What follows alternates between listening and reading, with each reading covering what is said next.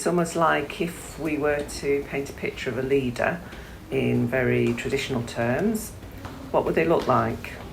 They'd be tall, probably quite good looking, and sound posh. Oh, clean shaven.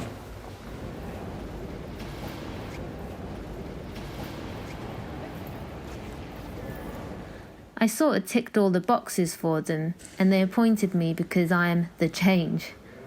But can they deal with it? They want my leadership style to fit in with their ideas of what a leader can be, and I don't work in that way.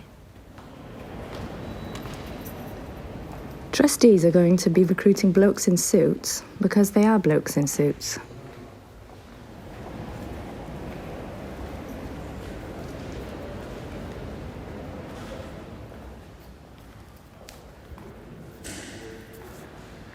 The collections I look after are primarily looted from my ancestors, right? I mean, that's how these collections came into being. So there really is something in the very foundation of the institution that makes it inimical to, I would say, the intellectual authority of people of colour.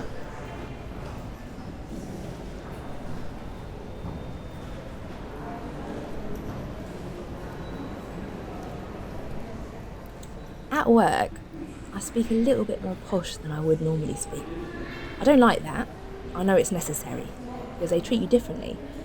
They might not realise it, but they do.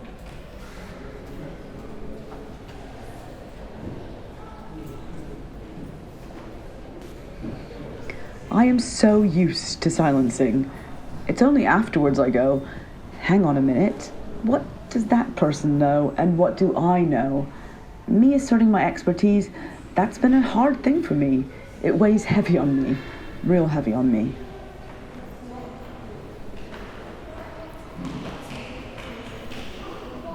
People would say to me, well, you're very young to be a director, but you're very small to be a director. I mean, size really got commented on a lot. Those tiny shoulders. That sort of thing came to me all the time.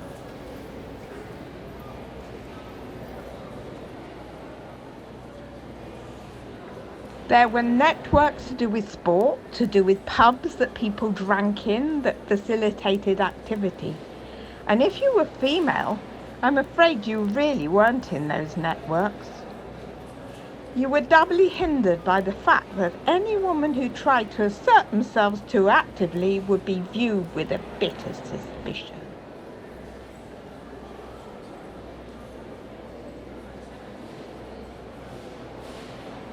They don't mind if you're a person of colour doing cataloguing or contributing some kind of linguistic expertise, technical aspects.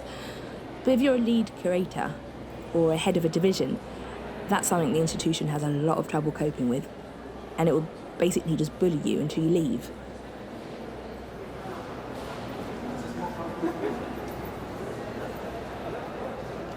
I lost my femininity and my identity, actually, in many ways, because I have measured myself against men's values in the workplace, and at the end of the day, there was no way I was ever going to succeed, was I? We've had to get into that scrum, and it hurt us.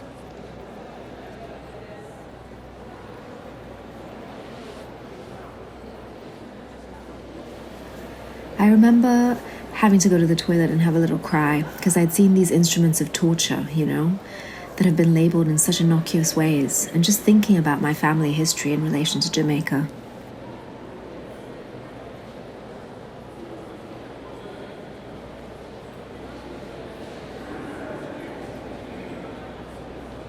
We're seeing evidence of silencing, of censorship, of work being pulled. That is real. I can see that retraction in organisations. We are operating in a climate of fear and appeasement of a right-wing agenda.